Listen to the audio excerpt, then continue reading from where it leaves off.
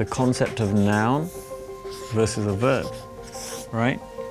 Most people see themselves as a noun, right? I can't do this.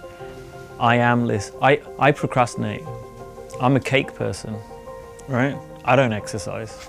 It's like fixed, that's who I am. And they come to you with, this is who I am, fix me. But when you're in that thing of like, well, you're a noun, well, how am I supposed to change that? But if we help people see that they're a verb, they are in action, right? You're not a cake person. I'm someone who eats a lot of cakes and I like them, right? You are a verb, right? It's not, I can't do this.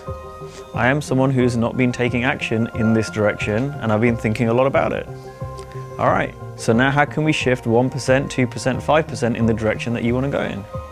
We don't buy into them being a noun, all right? And by the way, there are areas for all of you where you consider yourself a noun, all right?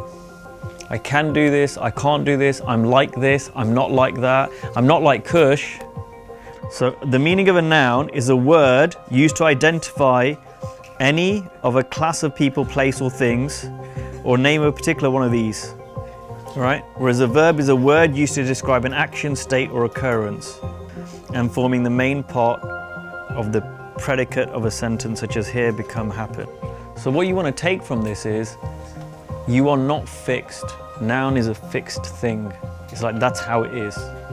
Whereas a verb is some kind of action. That's what you want to take from this, all right? So I'm going to give you guys an exercise. The exercise is, right, when you go for lunch, and you don't need to get like too heavy about it and like whatever, but just reflect with each other where in your life you are being a noun. Where in your life are you fixed? No, I can't do that. I am this. I'm not that. I can do this. I can't do that. And where can you shift maybe 1%, 2%, 5% from a noun to a verb? One of the most significant shifts that many of my clients have is seeing the distinction between expectations versus agreements.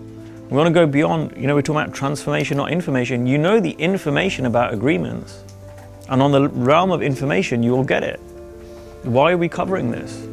It's because there's more here than we might realize. What do expectations lead to? Disappointment. If you have disappointment anywhere in your life, anywhere, it stems from an expectation. You cannot have a disappointment without an expectation. It can't exist. It can't exist. We're going to take 10 minutes, 15 minutes, maybe it's only 5 minutes, maybe you're really enlightened, to write down a list of everyone and everything you are disappointed in, right? And I'll give you some clues, right? We can start with your coach, your clients, your spouse, your children, your friends, and your neighbors, right? And yourself, and the hotel you're staying in, and the school, and the other people in the school, right? And just go through and be honest about it. It's not esoteric. You want to see something, right? It's not esoteric to not have expectations of people, even about being loved in your family. It's mature. Because who here has a family, right? Like, we all got families, right? Who here has been a bit of an asshole to their family at some point, right? Me, right? Everyone. Who here has experienced someone they love being a bit of an asshole in their family, right? That's families. Do you love your family? I do. Sometimes I'm an asshole, sometimes someone else is. And if I see that I don't have any expectations of someone not to lose their bearings once in a while, and I don't see that all the time. I'm not saying I'm perfect in this, but the more that I see that and I don't have expectations for someone to be a certain way, like loving all the time, which I'm not, I can have a better relationships. It's not esoteric. You look back at your expectations.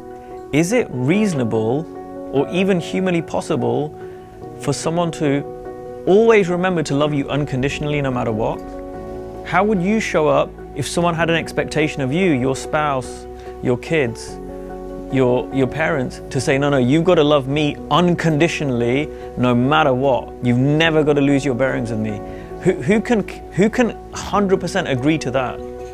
Anyone? Raise your hands. Who can agree to that? I can't.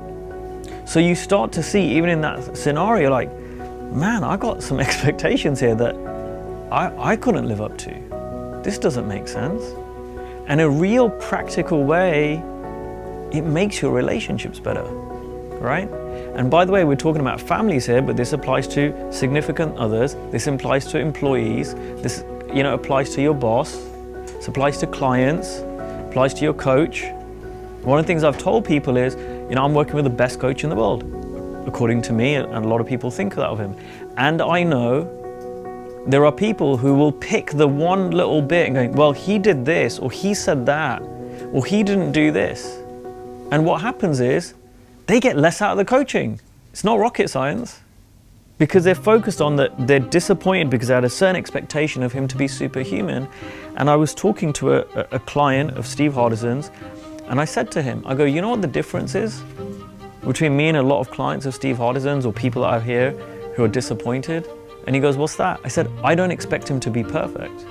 I've been around a lot of, I was telling someone, a few people last night, we went for dinner, I said, my trajectory in personal development is I'll read about someone, I'll end up hiring them, and I'll end up becoming friends with them. And I've done this with several people that I once literally read about in a book, ended up finding them, hiring them, and then became friends with them.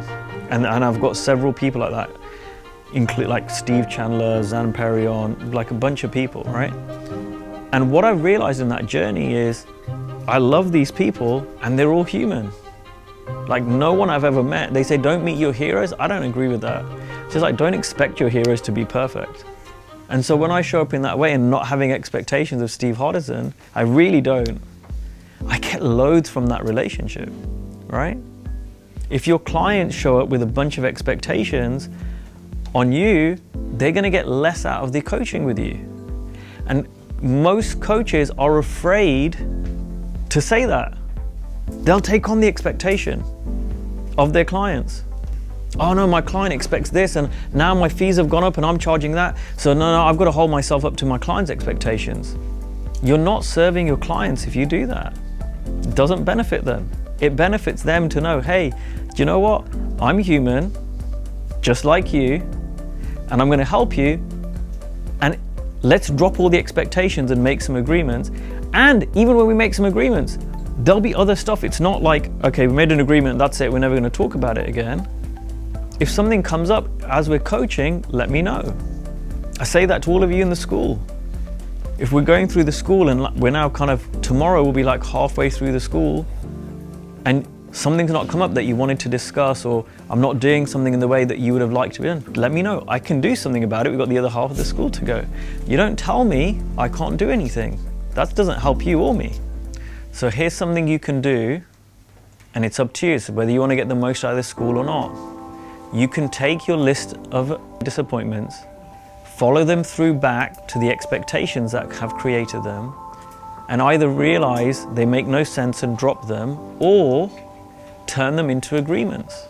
And remember the thing with agreements, people do this, they let's say you expect your spouse to take out the rubbish. I don't know, let's just pick one, right?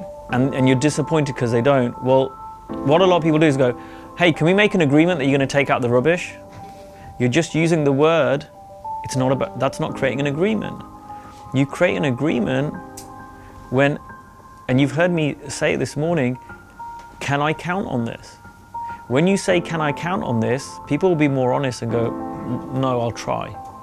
I'll see. So you know you don't have an agreement. And part of an agreement is the ability for the other person to say no. Otherwise, it's just an expectation.